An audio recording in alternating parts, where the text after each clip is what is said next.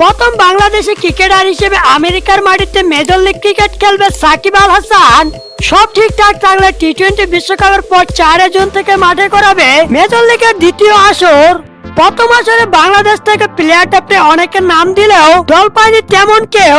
তবে এবারে সরাসরি দলে যুক্ত হলো সাকিব আল হাসান। শাহরুখ খানের দল লস অ্যাঞ্জেলস নাইট রাইডার্সে সরাসরি সাইনিং করে সাকিব আল হাসান।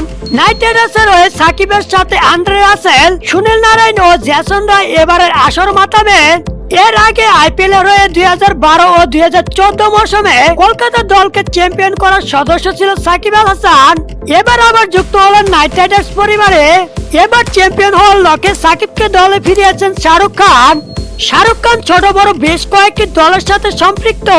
তার মধ্যে আইপিএল এর কেকেআর এবং সিপিএল এর টিবাকো নাইট রাইডার্স সবচেয়ে বেশি সফল।